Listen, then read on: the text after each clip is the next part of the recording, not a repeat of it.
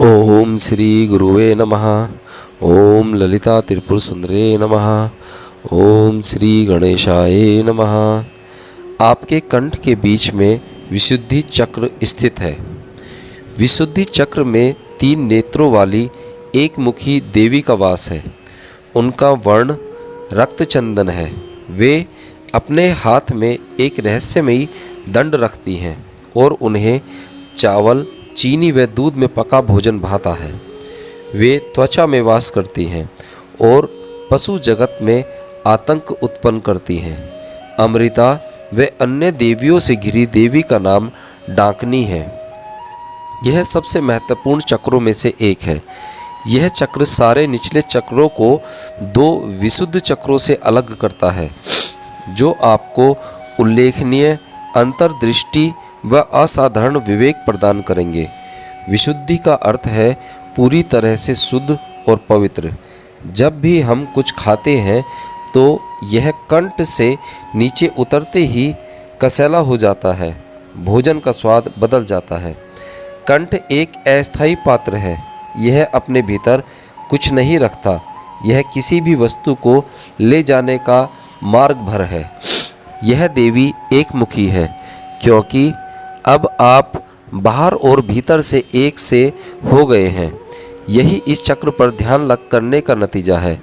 अपने इतना आंतरिक बल और साहस पा लिया है कि अब आपको दोराहा बर्ताव नहीं करना पड़ता और आप जो भी हैं, जहाँ भी हैं और जैसे भी हैं, उससे पूरी तरह से संतुष्ट हैं।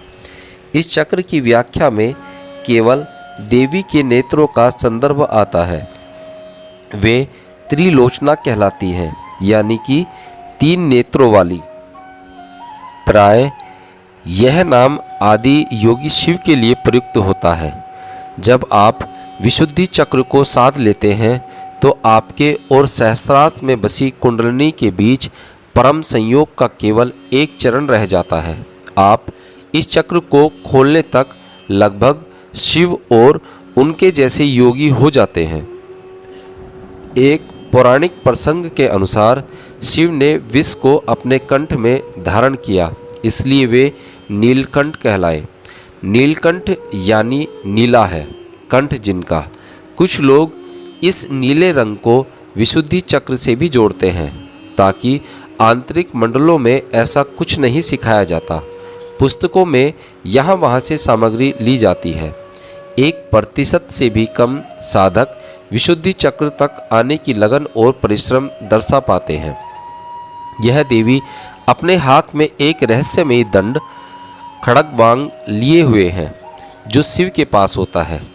यह इस बात का सीधा सा संकेत है कि आप इस चक्र पर ध्यान लगाने से विचार, ऊर्जा व विवेक के स्तर पर प्रमुख रूपांतरण का अनुभव करेंगे। इस देवी के पास अपने आयुध नहीं, उनके हाथों में शिव के आयुध हैं। यहाँ ऊर्जा का गहन रूपांतरण हो रहा है। संभाव्य ऊर्जा गतिक ऊर्जा में बदल रही है। इसके बाद के चक्रों में देवी के पास कोई अस्त्र शस्त्र नहीं है। आत्म रूपांतरण का संघर्ष प्रेम रूपी बगिया में बदल जाएगा और चमचम चमकते चंद्रमा के प्रकाश में जगमगा उठेगा, जहाँ शिव और शक्ति, पुरुष और प्रकृति दिव्य रूप से प्रकट होंगे। प्रयासहीनता में बदल जाएगा। सभी कार्य असाधारण हो जाएंगे। देवी को दूध, चावल और चीनी से बनी खीर भाती है। इस चक्र पर गहन साधना के दौरान आपको अपने आहार में केवल दूध पदार्थों पर ही केंद्रित रहना चाहिए। इसके अलावा आप चावल और मनपसंद फल भी ले सकते हैं।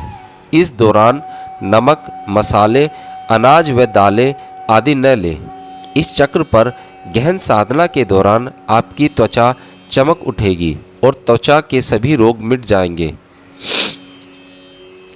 सारंगधर संहिता नामक आयुर्वेद पाठ्य में लिखा है कि त्वचा की 7 परतें होती हैं। चक्र पर साधना के दौरान उचित आहार लेने से त्वचा की 7 परतें निरोगी हो जाती हैं। देवी पशु लोग को त्रास देती हैं।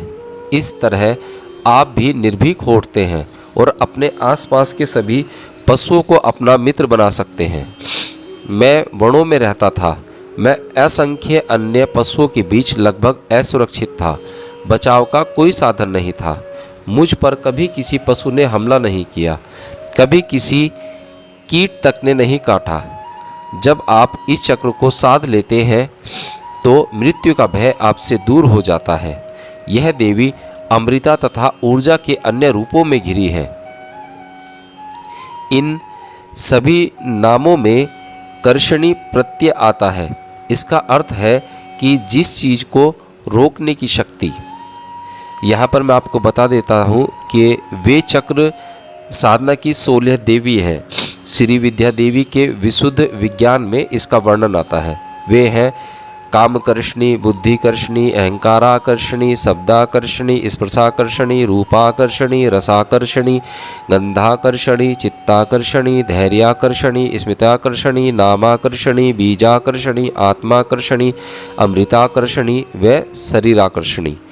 इन सभी के अंत में कर्षणी प्रत्यय आता है। इसका अर्थ है किसी चीज को रोकने की शक्ति। इससे भी महत्वपूर्ण अर्थ है उचित उपयोग या व्यवहार की शक्ति।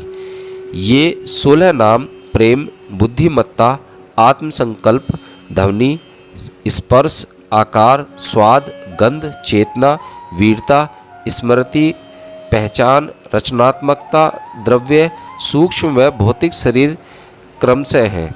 सभी चक्रों पर साधना करते हुए जब आप यहाँ आएंगे तो आप सदैव सजग और एकाग्रचित रहना सीख चुके होंगे। आप अपने आचरण में पूरी सतर्कता रखेंगे और आप इन सभी 16 तत्वों को उपयुक्त रूप से अपने जीवन में प्रयुक्त करेंगे। देवी का नाम डाकनी है और उनकी सहायक ध्वनि है दंभ है।